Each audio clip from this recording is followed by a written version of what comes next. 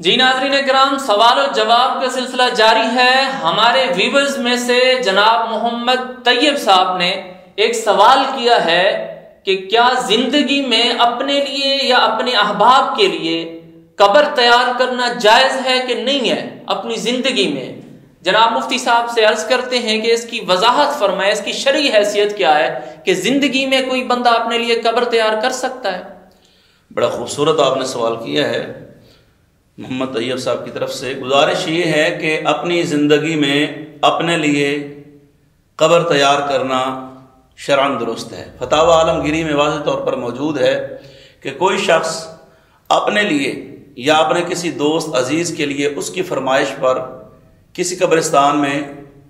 وہ اپنے لیے جگہ مختص کر کے وہاں قبر بنوا لیتا ہے۔ مثلا ایک بندہ، اس کی عمر کافی ہو گئی، اب پتہ ہے میں آج چلا جاؤں، کل چلا جاؤں، پرسوں چلا جاؤں، سال مہینے بعد وہ کہتا ہے نہیں میری تو قبر یہاں بنے، اور اپنے لیے وہ قبر کھدوا لیتا ہے، تو یہ شرعاً درست ہے، یہ اس میں کوئی ممانعت نہیں ہے۔ اس سے ایک تو یہ ہے کہ موت کی یاد آتی رہتی ہے کہ موت کی طرف بندے کی توجہ رہتی ہے، اور وہ اعمال صالحہ کرتا رہتا ہے، نیکوں کی طرف اس کی رغبت بڑھتی ہے۔ اور دوسری بات یہ ہے کہ یہ ضروری نہیں ہے کہ اس کے مرنے کے بعد اس کو اسی قبر میں دفن ہونا نصیب ہو، یہ ضروری نہیں ہے۔ مطلب دیکھیں، ایک بندہ ہے وہ پاکستان میں رہتا ہے، اب وہ کہتا ہے کہ میری قبر یا فلاں قبرستان میں کھود دی جائے، وہ کھود کے اس نے رکھوا لی۔ اللہ کا کرنا یہ ہوا کہ وہ بیمار تھا، اب صحت یاب ہو گئے،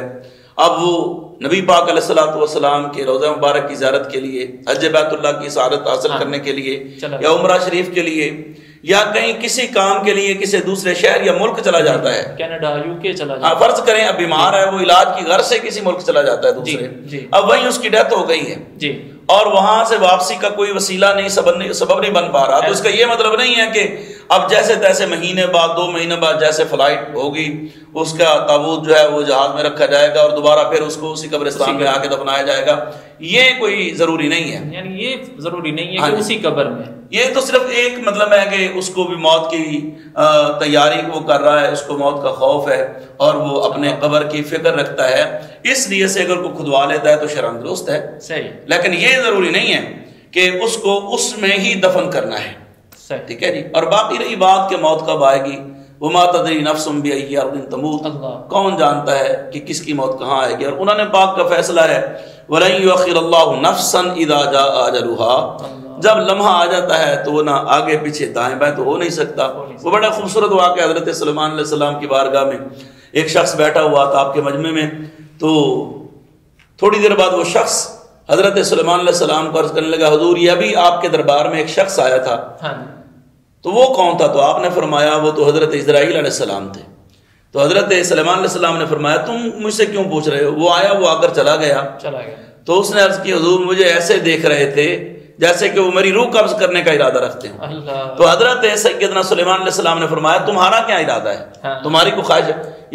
یا نبی اللہ میں تو یہ چاہتا ہوں کہ آپ ہوا کو حکم دیں مجھے ہندوستان پہنچا دیں۔ اب چونکہ وہ حضرت سلیمان علیہ السلام اللہ کے ایسے نبی ہیں جن کو اللہ نے اختیارات عطا فرمائے، تو آپ نے فرمایا تمہاری یہ خواہش پوری کر دی جاتی ہے۔ تو آپ نے ہوا کو حکم دیا، ہوا نے اس کو اٹھا کر لے گئی، سرزمین ہندوستان پر اس کو ڈال دیا۔ تھوڑی دیر بعد حضرت اسرائیل علیہ السلام دوبارہ پھر حضرت سلیمان علیہ السلام کے دربار میں آئے۔ تو حضرت سلیمان علیہ السلام نے فرمایا